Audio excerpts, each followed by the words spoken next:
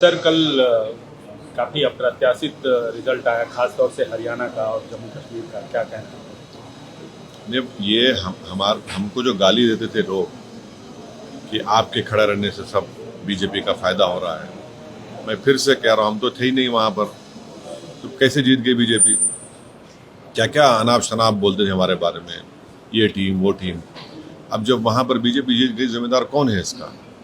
और दूसरी अहम बात यह है कि 10 साल की एंटी इनकम्बेंसी का फायदा कांग्रेस पार्टी को उठाना चाहिए था, मगर लगता यह है कि उनके इंटरनल डिफरेंसेस की वजह से उसका फायदा बीजेपी को हो गया। और तीसरी बात यह है कि बीजेपी को अगर आप जरा सा ही मौका देंगे इलेक्टोरल बैटल में, तो बीजेपी उसका फायदा उठा लेती है। और आखिरी बात यह है कि 2024 के चुनाव के बाद भी, और पार्लियामेंट में मैंने कहा था कि जो लोग इसको कह रहे हैं कि ये बड़ी नफरत पे कामयाबी हो गई, मैं उस वक्त भी कहा था कि वो बात नहीं है। तो बीजेपी की ये कामयाबी को अब जो हो रही है अभी, इसके जिम्मेदार कौन है?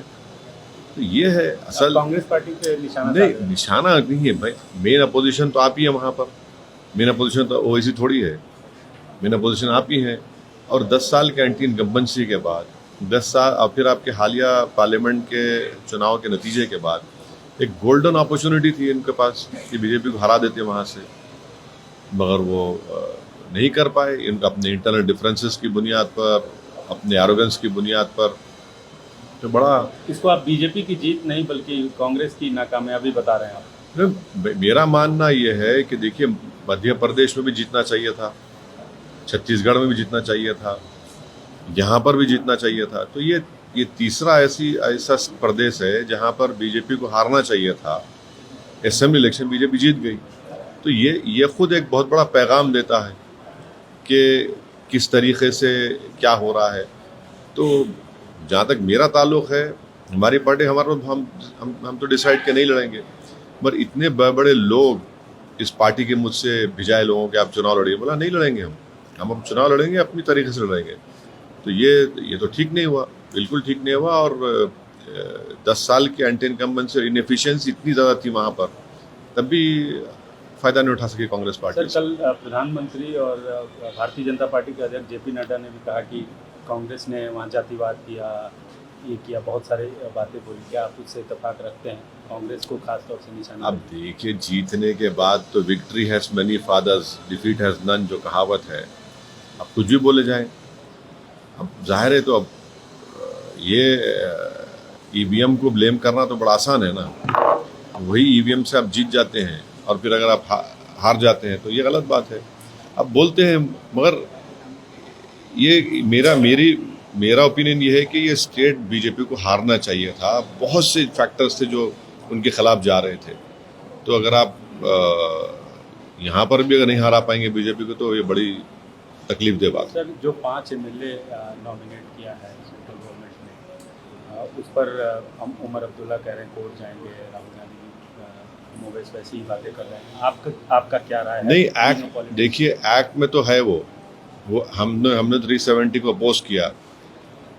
उसूलन अखलाकन कॉन्स्टिट्यूशनल प्रोप्राइटी डिमांड करती है कि जो भी सीएम होगा उसके ओपिनियन से, उनकी रजामंदी से आप अपॉइंटमेंट करिए। मगर एक अजीब व गरीब किस्म का एक्ट पास किया गया 370 का, जिसमें आपको एक मिसाल देता हूँ। कैबिनेट की मीटिंग होगी, उमर अब्दुल्ला की कैबिनेट मीटिंग होगी, तो एलजी का रिप्रेजेंटेटिव बैठेगा उसमें और वो बताएगा एलजी को कि इसको कबूल करे ना करे। अगर उमर अब्दुल्ला कैबिनेट के मिनिस्टर को दिल्ली जाने का है, दिल्ली जाने का भी है, तो उसको एलजी से परमिशन लेके जाना पड़ेगा।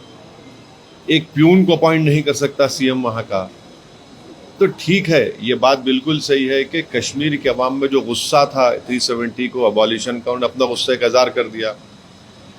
और फिर दूसरा ये है कि हमारे पड़ोसी मुल्क जो बोलते थे कश्मीर के बारे में, इलेक्शन तो हुआ, साफ सुथरा हुआ, इसमें कोई इनकार नहीं कर सकता, ये भी एक बहुत बड़ी कामयाबी है।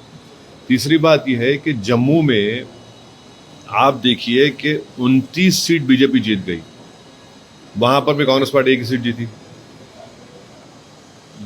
ये चीज़ों को देखने की ज़रूरत है। कश्मीर छोड़ दी, वैली, अच्छा कश्मीर में तो बीजेपी ने बड़ा प्रोपेगेंडा किया था कि पहाड़ी गुज्जर वो सब ज़ीरो हो गया, पहाड़ी गुज्जर मिलकर बीजेपी को हरा दिए।